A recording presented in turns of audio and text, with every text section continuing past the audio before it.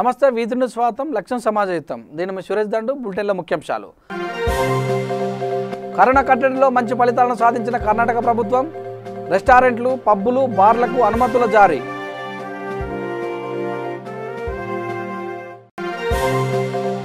ఏపీలో 2051కి చేరిన corona positive కేసుల సంఖ్య నెల్లూరులో కరోనా కట్టడి చర్యలపై మంత్రి అనిల్ కుమార్ సమీక్ష విశాఖ గ్యాస్ లీకేజ్ ప్రాంతాల్లో వైఎస్ఆర్సీపీ ఎంపీల పర్యటన ప్రజలకు భరోసా కల్పించడమే ప్రభుత్వ లక్ష్యమన్న ఎంపీ విజయసాయిరెడ్డి ప్రకాశం జిల్లా ఒంగోలులో నెమ్మదించిన కరోనా వారంలో ఒకే పాజిటివ్ కేసు నమోదు ఊపిరి పీల్చుకున్న యంత్రాంగం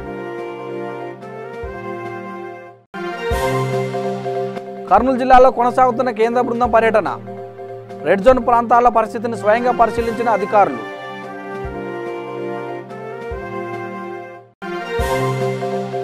కుక్కటపల్లి సికింద్రాబాద్ మున్సిపల్ ఆఫీసులో మాస్కుల పంపిణీ 50 రోజుల లాక్డౌన్ మద్యం షాపులు తెరవడంతో విఫలమైందన్న ఎంపీ దక్షిణాది రాష్ట్రంలో కరోనా కట్టడి చేయడంలో కర్ణాటక ప్రభుత్వం మంచి ఫలితాలను సాధించింది. పెరుగుతున్న వైరస్ను కట్టడి చేయడంతో పాటు వైరస్ బారిన పడిన బాధితులను మెరుగైన వైద్య చికిత్స అందించడంలో తనదైన మార్కును చూపించింది. ప్రజలను చైతన్యపరచడంతో పాటు అధికారులను ఎప్పటికప్పుడు సమయానం పరుస్తూ సీఎం యడియూరప్ప తీసుకున్న నిర్ణయాలతో కరోనా ఛాయల నుంచి రాష్ట్రాన్ని సేఫ్ జోన్లో పట్టేందుకు చేసిన కృషి ఫలించింది. దీంతో ఇప్పుడు బార్ రెస్టారెంట్ల నిర్వహణకు ప్రభుత్వం అనుమతులు జారీ చేసింది.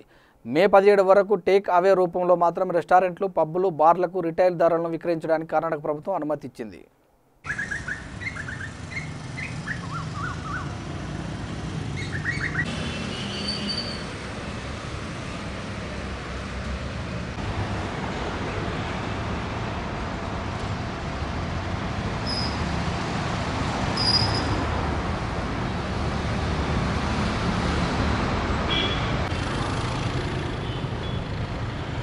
విశాఖలో టీడీపీ మహిళా నేతలు 12 గంటల దీక్ష చేపట్టారు. లాక్డౌన్ నేపథ్యంలో ప్రభుత్వం వెంటనే మద్యం విక్రయాలను నిలిపివేయాలని మహిళా అధ్యక్షురాలు అనిత డిమాండ్ చేశారు. టీడీపీ కార్యాలయంలో మహిళా నేతలతో కలిసి దీక్షకు దిగారు. మద్యపాన నిషేధం రాష్ట్రంలో మహిళలకు ఆర్థికంగా 10,000 రూపాయలు అందించాలని ప్రభుత్వానికి డిమాండ్ చేశారు. మరోవైపు మద్యం విక్రయాలను వ్యతిరేకంగా మహిళలు నిరసన వ్యక్తం చేశారు.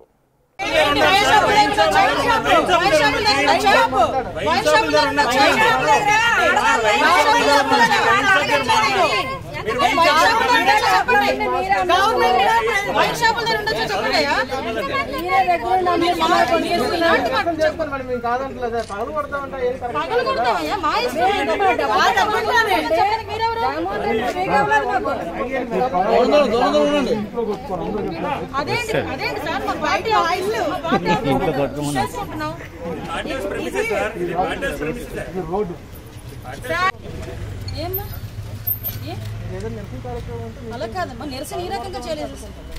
ఏంది మా డబ్బులతో పోయించుకున్నవే విషయం ఏంటో మా డబ్బులతో కొనుక్కున్నామండి. అలా కాదు నేను తాగడం కాదు ఏం చేయట్లేదు కదా. అలా అనుకున్నాను మేడం బ్రదర్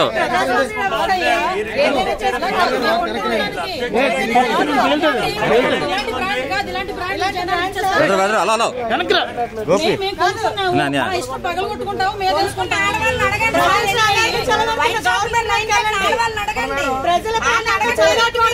అంటే పోలీసుల తాలూకా ఈ ఓవర్ యాక్షన్ అంటే మాకు అర్థం కావట్లేదండి. వాళ్ళు వచ్చి 144 సెక్షన్ ఉంది మీరు ఉండకూడదు అంటే కరోనా నేపథ్యంలో లాక్డౌన్ సిచ్యువేషన్స్ అంత ఎక్కువగా ఉంటుంది. ఇటువంటి సమయాల్లో అక్కడ మానేసి ఇక్కడ డ్యూటీ చేస్తారంటారేంటండి? తెలుగుదేశం పార్టీ కార్యకర్తలకి డ్యూటీలు చేయడానికా పోలీసులు ఉన్నారు? నాకు అర్థం కాదు. కరోనా నేపథ్యంలోనే ఇలాంటి సిచ్యువేషన్స్ ఉన్నాయి, లాక్డౌన్ ఉంది, ఇటువంటి టైంలో లైన్లో నుంచున్నారు.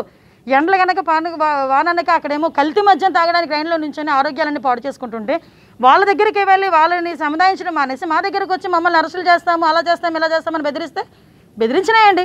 ప్రజల గురించి మేము చేస్తున్నాం. ప్రజల్లోని ఇలాంటి కల్తీ మద్యాలు తాగొద్దని చెప్పడానికి సింబాలిక్గా ఈరోజు మేము సీసాలు పగలగొట్టాం. అది మా డబ్బుతో మేము కొనుక్కున్నది. మీకు పగలగొట్టామో ఏం చేసుకుంటామో వాళ్ళు చెప్పడానికి. మేము రోడ్ల మీద హైవేల మీద చేయలేదు. మాకు తెలిసి సిస్టమ్ అన్నది ఎలా జరుగుతుందో ఆ సిస్టమ్కి అనుగుణంగానే మా పార్టీ ఆఫీస్ ముందు మేము చేసుకున్నాం. చూద్దాం ఏం జరుగుతుందో.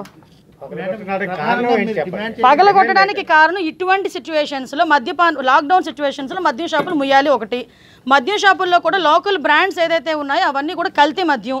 ఆ మద్యాన్ని తాగి చాలామంది ఇబ్బందులు పడుతున్నారు, ఆరోగ్య సమస్యలు వస్తున్నాయి.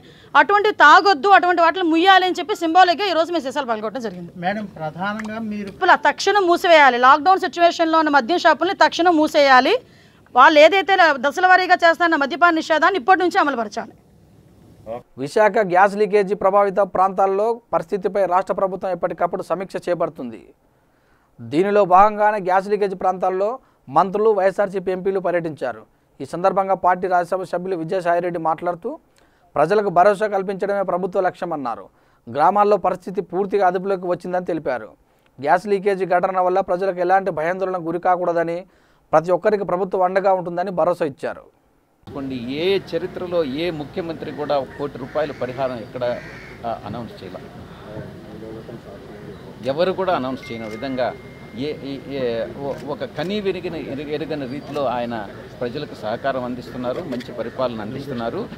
ఎన్యూమరేషన్ విషయంలో కూడా ఎక్కడైతే మేము పర్యటించినటువంటి ఆ గ్రామాల్లో కొంతమంది మా పేర్లు లేవు అన్నప్పుడు వాళ్ళ పేర్లన్నింటినీ కూడా దానికి టైం లిమిట్ లేదు, మీరు పేర్లు ఇవ్వండి, జెన్యూన్గా ఇక్కడ ఉండేటటువంటి అక్కడ ఉండేటటువంటి వాళ్ళ పేర్లన్నీ ఎక్కడైనా మిస్ అయి ఉన్నట్లయితే వాళ్ళందరినీ కూడా ఇవ్వండి, వాళ్ళందరినీ కూడా ఇంక్లూడ్ చేస్తామని చెప్పడం జరిగింది. ఇది జెన్యూన్ కేసు ఉంటే తప్పకుండా ప్రభుత్వం దృష్టికి తీసుకురండి, పరిశీలించండి.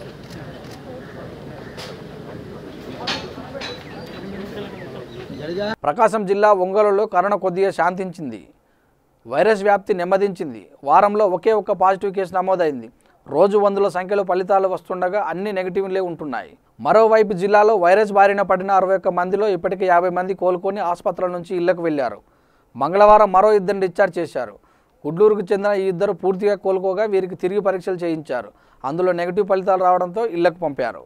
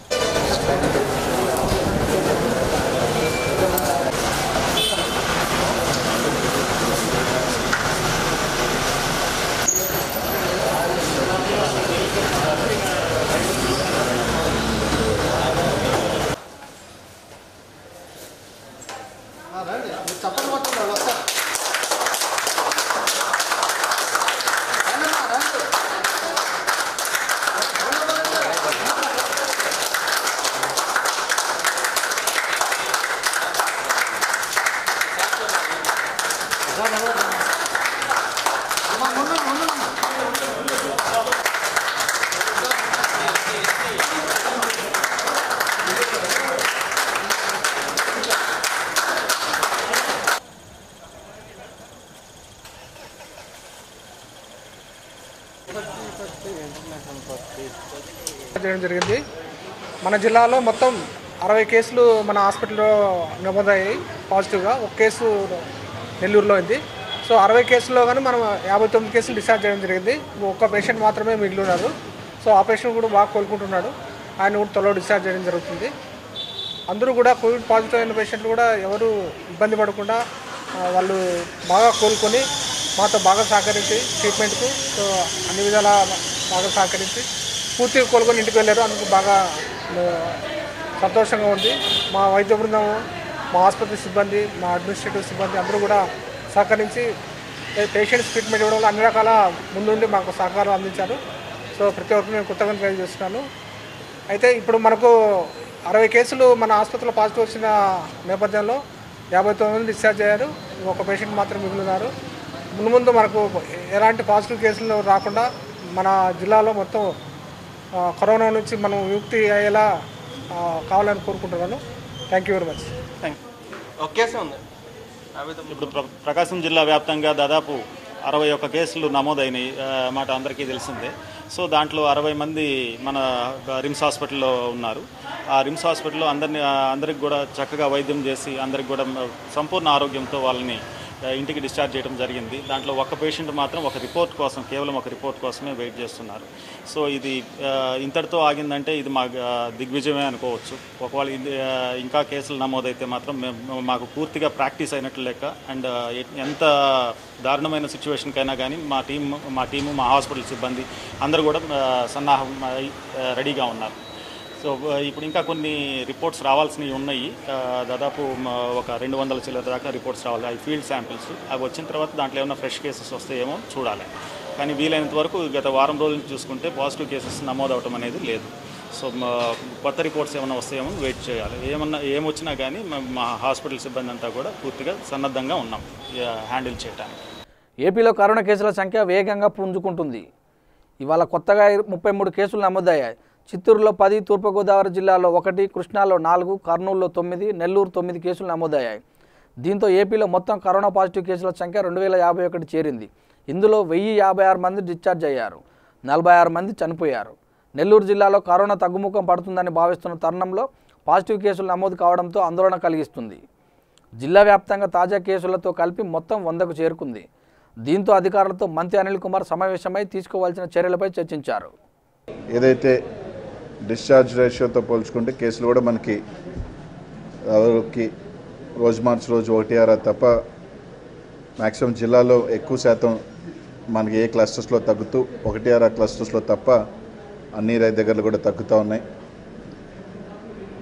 కానీ ఏదైతే ఒక కోయంబేడు ఇష్యూ జరిగిన తర్వాత కోయంబేడు మార్కెట్కి సంబంధించి దానికి సంబంధించి కూడా నెల్లూరు జిల్లాలో ఏదైతే చిత్తూరులో కొన్ని కేసులు ట్రేస్ అయిన తర్వాత నెల్లూరు కూడా సంబంధించి ఆ మార్కెట్కి సంబంధించి ఎవరైనా వాళ్ళతో ఉన్న అటాచ్మెంట్ కావచ్చు, వాళ్ళు ఇక్కడికి రావటం కావచ్చు, ఏదైతే ఉన్నా అవి కూడా అధికార యంత్రాంగం అంతా కూడా పూర్తిగా కూడా ట్రేస్ అవుట్ చేస్తూ ఉన్నారు.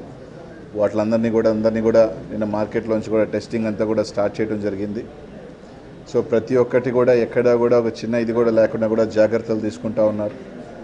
ముఖ్యంగా మైగ్రెంట్ లేబర్స్ నుంచి కూడా ఏదైతే దాదాపు 1200 మందిని ఈ జిల్లా నుంచి బీహార్కి సంబంధించి పంపించడం జరిగింది. అలాగే ఇంకా కూడా కొన్ని రాష్ట్రాలు వాళ్ళ పర్మిషన్స్ ఏదైతే వెస్ట్ బెంగాల్ కానీ, జార్ఖండ్ కానీ, కొంతవరకు ఢిల్లీ కానీ, గుజరాత్ వాళ్ళని కూడా కొంతమందిని బస్సెస్లో కూడా పంపించడం జరిగింది. కానీ కొన్ని రాష్ట్రాలు పర్మిషన్స్ కోసం వెయిట్ చేస్తాం, రాగానే వాళ్ళందరినీ కూడా పంపిస్తాం. అలాగే శ్రీకాకుళంకి సంబంధించి కూడా శ్రీకాకుళం మైగ్రెంట్ లేబర్స్ని కూడా ఏదైతే ఆ స్థానిక జిల్లాలో వాళ్ళ అధికారులతో కూడా మాట్లాడుతూ ఉన్నాం, అది కూడా ఈరోజు రేపు ఒకసారి ఇదైన తర్వాత వాళ్ళని కూడా చేయటం. అలాగే మన జిల్లాకి రావాల్సిన వాళ్ళు కొంతమంది దాదాపు 75 మంది ముస్లిం సోదరులు యూపీ, ఢిల్లీలో కూడా జమాత్కి వెళ్ళి చిక్కుకోపోయినారు. వాళ్ళని కూడా అక్కడున్న అధికార యంత్రం, ఎందుకంటే అక్కడ వాళ్ళు రావాలంటే పర్మిషన్ అక్కడున్న రాష్ట్రాలు వాళ్ళు ఇవ్వాలి కాబట్టి మన రాష్ట్రం నుంచి తరపు నుంచి కూడా ఆ రాష్ట్రాలతో కోఆర్డినేట్ చేసుకొని వాళ్ళని కూడా తీసుకొచ్చే కార్యక్రమం కూడా ఈరోజు సాయంకాలం లోపల దాన్ని ఒక కొలిక్కి తీసుకురావటం. నంద్యాలలో చదువుకుంటున్న మన వివిధ బ్యాంక్ స్టూడెంట్స్ వాళ్ళతో కానీ అన్నీ కూడా తీసుకొచ్చి వాళ్ళని క్వారంటైన్లో పెట్టి వాళ్ళ ఇళ్ళకి పంపించే కార్యక్రమం కూడా పూర్తిగా కూడా ఎక్సైజ్ కూడా కలెక్టర్ కానీ అదే వాళ్ళ అధికార యంత్రాంగం కూడా చేస్తూ ఉన్నారు. ఎక్కడా కూడా హాస్పిటల్కి సంబంధించి పూర్తిగా కూడా రంజాన్ నెలలో పవిత్రమైన ఈ రంజాన్ నెలలో ముస్లిం సోదరులు ఎవరైతే క్వారంటైన్లో ఉన్నారో వాళ్ళకి ఫుడ్ కానీ ఎక్కడా కూడా ఇబ్బంది కలగకుండా ముఖ్యమంత్రి గారు ఒక మంచి ఎక్కడా వాళ్ళు రంజాన్ సంబంధించి ఇక్కడ ఇది ఉండకూడదు, వాళ్ళకి అన్ని రకాలుగా కూడా మంచి ఆహారం పెట్టమని చెప్పడం జరిగింది. అది కాకుండా కరోనా పేషెంట్స్కి సంబంధించి కూడా వాళ్ళకి ఇమ్యూనిటీని పెంచే విధంగా కూడా ఫుడ్ కానీ అన్ని జాగ్రత్తలు ఈ జిల్లా అధికార యంత్రాంగం ముఖ్యంగా కలెక్టర్, ఎస్పీ గారి దగ్గర నుంచి కింద ఉన్న పూర్తి. కర్నూలు జిల్లాలో కేంద్ర బృందం పర్యటన కొనసాగుతుంది. డ్రోన్ కెమెరాల ద్వారా రెడ్ జోన్లోని ప్రాంతాల పరిస్థితిని కేంద్ర బృందం పరిశీలించింది. కేంద్ర బృందం సభ్యులు doctor Madhumita Dubey, professor Sanjay Kumar lockdown అమలవుతున్న తీరును స్వయంగా పరిశీలించారు. కరోనా కట్టడికి తీసుకుంటున్న చర్యలను కోవిడ్ ప్రత్యేక అధికారి అజయ్ జైన్, జిల్లా కలెక్టర్, ఎస్పీ కేంద్ర బృందానికి వివరించారు. అటు రెడ్ జోన్ ప్రాంతాల్లో సాంకేతిక పరిజ్ఞానాన్ని ఉపయోగించి ప్రత్యేక నిఘా పెట్టినట్లు అధికారులు వెల్లడించారు.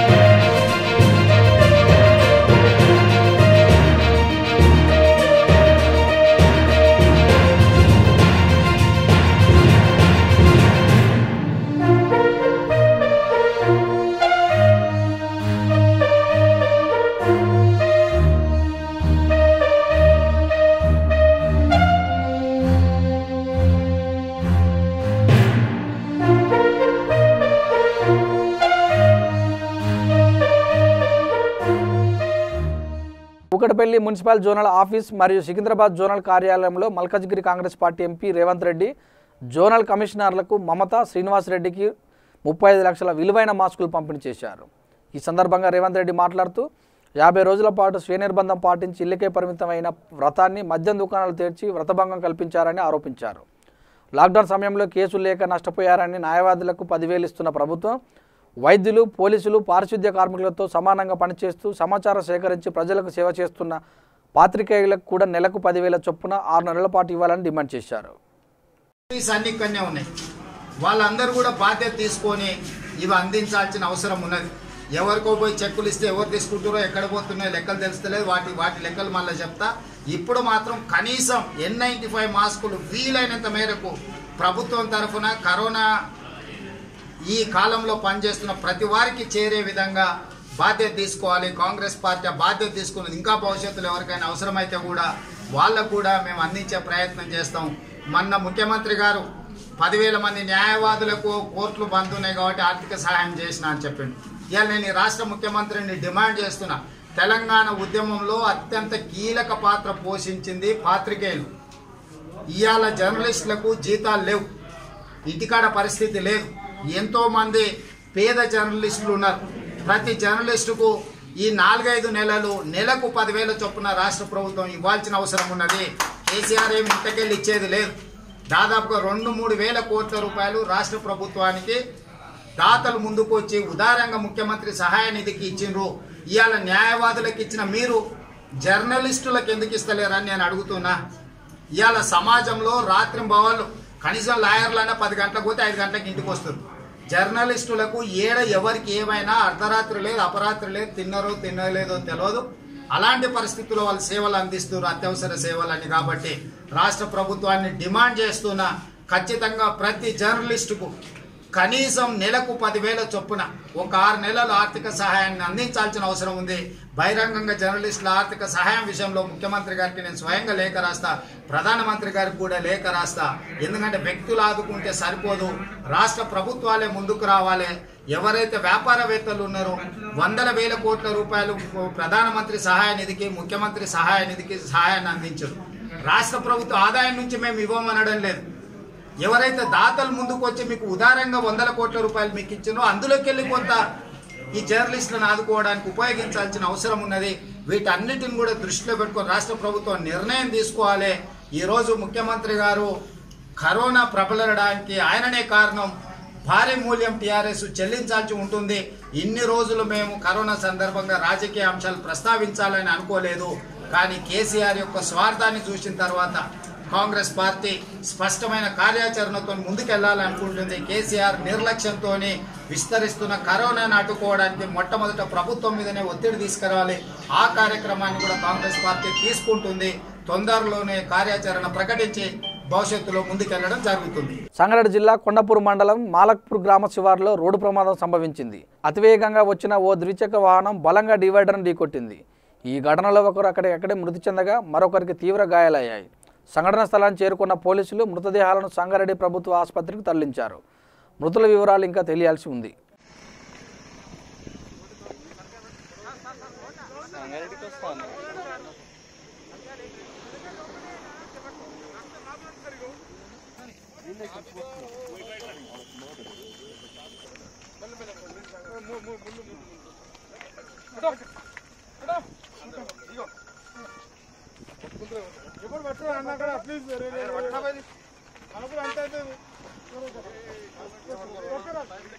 Visakha LG polymers gas leakage దుర్ఘటనలో మృతులకు తెలుగుదేశం పార్టీ నాయకులు నివాళులర్పించారు. తెలుగు మహిళా అధ్యక్షురాలు వంగలపూడి అనిత ఆధ్వర్యంలో జిల్లా పార్టీ కార్యాలయంలో కొవ్వొత్తుల ప్రదర్శన చేపట్టిన నేతలు మృతుల కుటుంబాలకు సానుభూతిని తెలిపారు. ఘటన జరిగి 5 రోజులు గడుస్తున్నా స్వగృహాలకు వెళ్ళలేని పరిస్థితి ఏర్పడిందని అన్నారు. ప్రభుత్వం గ్రామస్తులతో మనోధైర్యాన్ని నింపాలని కోరారు. విశాఖపట్నం ఈరోజు ఒక విషాదపట్నంగా మారిన సంఘటన మనందరికీ తెలుసు. సుమారు మొన్న రీసెంట్గా ఒక 3 days బ్యాక్ పాలిమర్స్ మన ఎల్జీ పాలిమర్స్ దగ్గర దుర్ఘటనలో సుమారుగా 12 మంది చనిపోవటం, అదేవిధంగా కొన్ని వందల మంది హాస్పిటలైజ్డ్ అవ్వడమే కాకుండా ఈ రోజుకి కూడా గ్రామాల్లోకి వెళ్ళలేని చాలామంది పరిస్థితులు ఈరోజు మనందరం కూడా చూస్తున్నాం.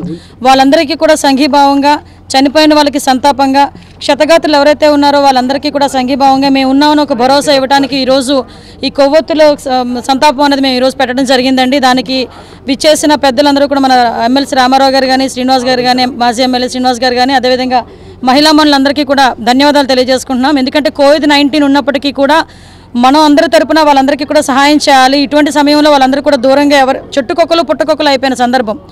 దీన్ని గవర్నమెంట్ కూడా ఎలా చూస్తుందంటే రాజకీయంగా చూస్తూ వాళ్ళకి ఏదో ₹1 ప్రకటించేశాం కాబట్టి మేము చేతులు దులుపుకుంటాం అన్నట్టుగా వ్యవహరిస్తున్న వ్యవహారం కూడా మనం చూస్తూనే ఉన్నాం. ఈరోజు యాక్చువల్గా వాళ్ళందరికీ కూడా పబ్లిక్ వాళ్ళకి యాక్ట్ ప్రకారం కూడా, లేబర్ యాక్ట్ ప్రకారం కానీ, అక్కడున్న పరిశ్రమలకి సంబంధించి చుట్టుపక్కల ఉన్న వాళ్ళకి ఎవరికైనా కూడా కంపల్సరీగా 5 కోట్ల వరకు ఇన్సూరెన్స్ వచ్చే పరిస్థితిని చూసుకొని వాళ్ళు గవర్నమెంట్ వాళ్ళు ఏదో వాళ్ళ జేబులోంచి సొమ్మిస్తున్నట్టుగా ₹1 ఇస్తున్నామని చెప్పడం, ఈరోజు 8 మందిలో 5గురికి ఇవ్వడం అన్నది ఏదో సంథింగ్ జరుగుతుంది. కానీ ఇప్పుడు అక్కడ ఉన్న వాళ్ళందరూ కూడా నిన్న మనం అక్కడ పరిస్థితి చూస్తే, మొన్న పరిస్థితి చూస్తే ₹1 అనౌన్స్ చేసిన తర్వాత కూడా ప్రజలందరూ కూడా హ్యాపీగా లేరు అని చెప్పడానికి మొన్న అక్కడ వాళ్ళు డెడ్ బాడీస్ని పట్టుకొని చేసి. విశాఖ జిల్లా అరకులోయ మండల కేంద్రంలో ప్రభుత్వ ఆదేశాల మేరకు ఎమ్మెల్యే చెట్టి పాల్గొన్న చేతుల మీదుగా 1,00,000 మాస్కుల పంపిణీ చేశారు. గర్భిణీ స్త్రీల వసతి గృహాన్ని సందర్శించిన ఎమ్మెల్యే నర్సుల దినోత్సవం సందర్భంగా వారికి పళ్ళు పంపిణీ చేశారు. అనంతరం వారితో మాట్లాడి వసతి గృహంలో అందుతున్న సేవలపై అడిగి తెలుసుకున్నారు. ఈ కార్యక్రమంలో మాజీ ఎంపీటీసీ సభ్యులు భాస్కర్ రావు, శెట్టి వెంకటరావు, ఎంపీడీఓ షేక్ రఫీ తదితరులు పాల్గొన్నారు.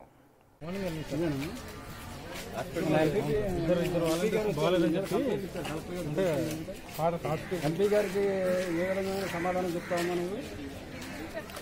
నువ్వు అయిన మటుకే నువ్వు ఏం ఉద్యోగం చేస్తున్నావు, ఎవరు గవర్నమెంట్లో ఉద్యోగం వచ్చింది నీకు?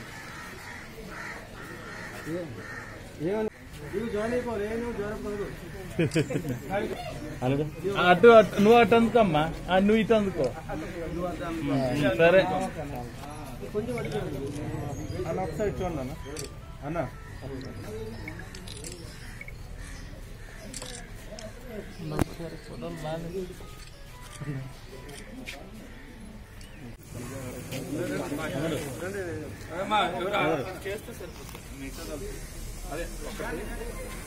రండమ్మా, ఎవరు రండమ్మా లేడీస్.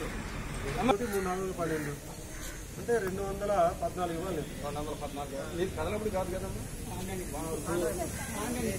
ఫ్రీ కాదు కదా. 200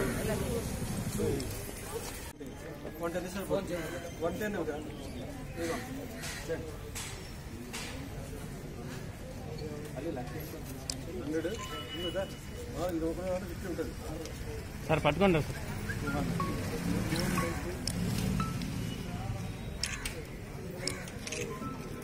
తూర్పుగోదావరి జిల్లా జగ్గంపేటలో మాజీ జడ్పీ చైర్మన్ జ్యోతుల నవీన్ తన స్వగృహంలో మీడియా సమావేశం నిర్వహించారు. లాక్డౌన్లో ప్రజలందరూ ఇబ్బందులు పడుతుంటే కృష్ణవరంలో మాత్రం పంటలకు సాగునీరు రాకుండా అధికార పార్టీ నాయకులు అడ్డుకుంటున్నారని ఈ సందర్భంగా ఆయన అధికార పక్షంపై నిప్పులు చెరిగారు. సుమారు 35 మంది రైతులు పొలాలకు సాగునీరు అందిస్తున్న కాలువలపై అధికార పార్టీ శ్మశానానికి కావాల్సిన నీళ్ల కోసం ట్యాంక్ నిర్మిస్తుందని, దీనివల్ల పంటలకు నీరు అందదని రైతులు ఆవేదన చెందుతున్నారని తెలిపారు. దీనిపై ప్రభుత్వం మరియు అధికారులు స్పందించి రైతులకు తాగునీరు అందించాలని డిమాండ్ చేశారు. పంచాయతీ నిధులను తీసి తీర్మానం చేసిన దగ్గర కాకుండా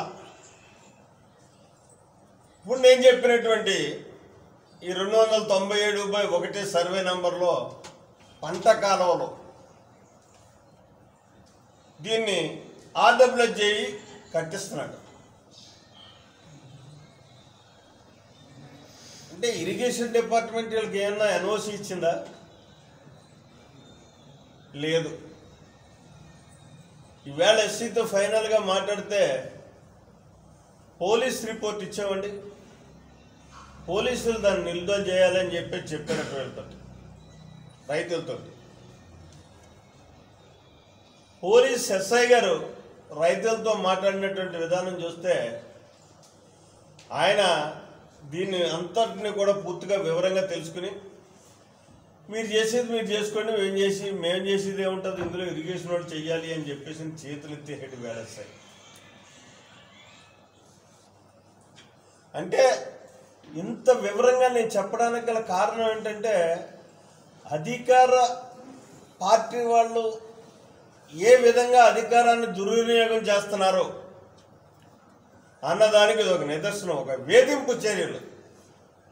ఆ 36 మంది రైతులు తెలుగుదేశం పార్టీ అభిమానులు కాబట్టి వాళ్ళకి ఏ రకంగానే కూడా పంటలు పండేటటువంటి విధానం ఉండకుండా చెయ్యాలి అనేటటువంటి ఒక ఆలోచనతో, ఒక దురుద్దేశపూరితంతో ఇవాళ ఈ కార్యక్రమాన్ని తీసుకున్నారు. అయితే విచిత్రం ఏంటంటే ఇక్కడ నాయకుడు కూడా ఒక ఎంప్లాయ్ కృష్ణనారాయణకు సంబంధించి గొర్రకపూడి గోపీనాథ్ గారు అని చెప్పి,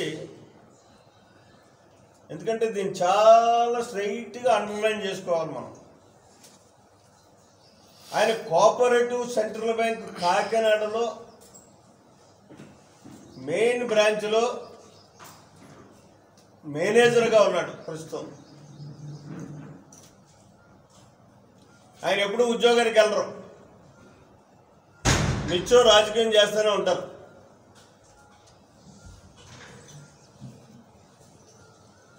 ప్రత్యక్షంగా ఆయన రాజకీయాల్లో పాల్గొన్నాడు, ఈ కార్యక్రమం ఆయనే చేయిస్తున్నాడు అని చెప్పడానికి గల కారణం మొన్న జరిగినటువంటి ఎంపీటీసీ ఎన్నికల్లో ఆయన ప్రత్యక్షంగా. అనంతపురం జిల్లాలో మరో ముగ్గురికి కరోనా పాజిటివ్ నిర్ధారణ అయింది. హిందూపురంలో ఇద్దరికి, మడకశిరలో ఒకరికి కరోనా సోకినట్లు అధికారులు తెలిపారు. తొలిసారిగా మడకశిర ప్రాంతంలో కరోనా కేసు నమోదైంది. మడకశిర ఆరేపేటకు చెందిన 28 ఏళ్ల మహిళకు వైరస్ సోకింది. హిందూపురానికి దగ్గరలో ఉన్న మడకశిరలో కరోనా కేసు నమోదు కావడంతో స్థానికులు, అధికారులు ఆందోళన చెందుతున్నారు. జిల్లాలో ఇప్పటివరకు 126 కేసులు నమోదవగా ఇందులో జిల్లా వాసులు 99 మంది, గుజరాతీలు 26 మంది, ఒకరు కర్ణాటక చెందిన వారు ఉన్నారు. తాజాగా 3 కేసులలో బాధితుల సంఖ్య 129కి పెరిగింది.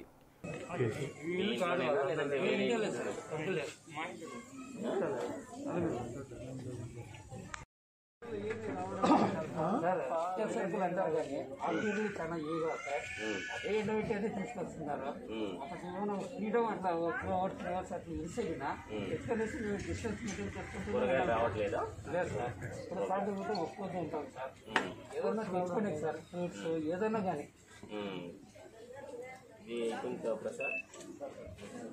మాకే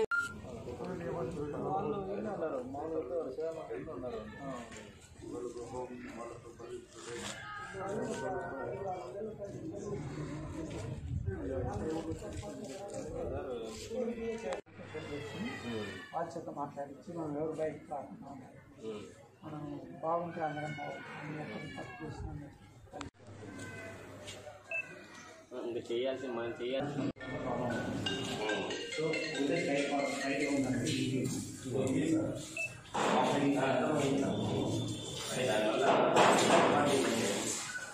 ఇప్పుడు డైరెక్ట్గా ఇక్కడ కొంత బెండ్ రావడం వల్ల ఏదైతే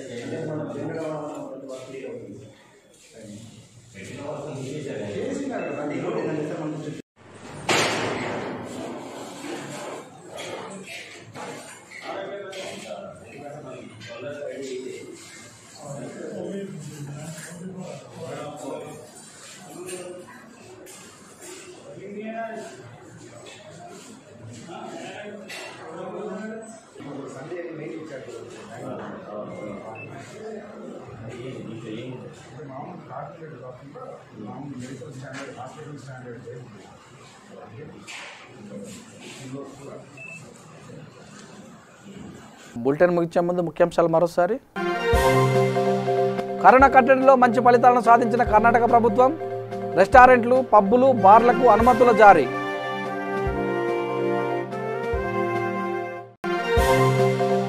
ఏపీలో 2051కి చేరిన కరోనా పాజిటివ్ కేసుల సంఖ్య. నెల్లూరులో కరోనా కట్టడి చర్యలపై మంత్రి అనిల్ కుమార్ సమీక్ష.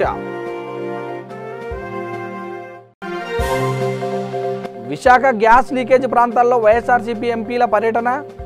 ప్రజలకు భరోసా కల్పించడమే ప్రభుత్వ లక్ష్యమన్న ఎంపీ విజయసాయిరెడ్డి. ప్రకాశం జిల్లా ఒంగోలులో నెమ్మదించిన కరోనా. వారంలో ఒకే పాజిటివ్ కేసు నమోదు. ఊపిరి పీల్చుకున్న యంత్రాంగం. కర్నూలు జిల్లాలో కొనసాగుతున్న కేంద్ర బృందం పర్యటన. రెడ్ జోన్ ప్రాంతాల పరిస్థితిని స్వయంగా పరిశీలించిన అధికారులు.